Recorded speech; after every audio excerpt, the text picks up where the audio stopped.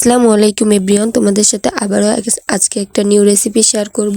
তো আজকে তোমাদের সাথে শেয়ার করব কিভাবে বাসায় খুব সহজেই সুজির চমচম মিষ্টিটা তৈরি করতে পারবা। তো দেখতেই পাচ্ছ, দেখতে কিন্তু খুবই লোভনীয় হয়েছে আর খেতে অসাধারণ ছিল। তো চলো মূল রেসিপিতে চলে যাই। এখানে প্রথমেই আমি একটা কড়াইয়ে দিয়ে দিয়েছি 1 চা চামচ ঘি। এখন এই ঘিটা জমাট ছিল, এই জন্য চুলায় দিয়ে পরে ঘির উপরে আমি দিয়ে দিচ্ছি সুজি। তো সুজিটা ঘিয়ের সাথে আমি খুব সুন্দর করে ভেজে নিব।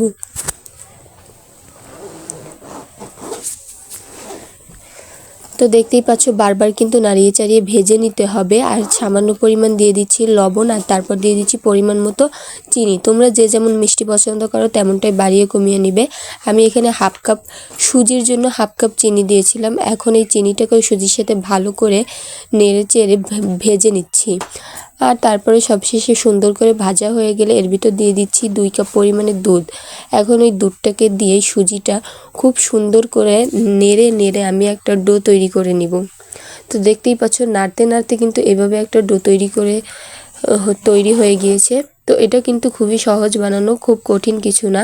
তো ডোটা যখন তৈরি হয়ে যাবে, আমি হাতে সামান্য কিছু ঘি মাখিয়ে তারপর এইভাবে করে মিষ্টির শেপ দিয়ে দিচ্ছি। আমি কিন্তু একটু লম্বালম্বি মিষ্টির শেপ দিয়ে নিচ্ছি।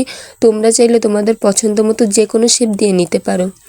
আর এটা হলো সুজির চমচম মিষ্টি, খেতে কিন্তু অনেকটাই টেস্ট হয়। আর তোমরা যারা যারা এখনও বাসায় তৈরি করোনি, অবশ্যই একবার হলেও তৈরি করে নিও। তো এইভাবেই আমি সবগুলো মিষ্টি তৈরি করে নিলাম। এখন এগুলো ভাপে দিতে হবে। ভাপে দেওয়ার জন্য এখানে আমি রাইস কুকারে পানি দিয়েছিলাম, আর এখন সবগুলো মিষ্টি আমি দিয়ে দিচ্ছি। এটা কিন্তু ভাপে বেশি সময় দেওয়াও লাগবে না, 15 থেকে 20 মিনিটের মতন ভাপে দিলে মিষ্টিগুলো খুব সুন্দর করে কুক হয়ে যাবে।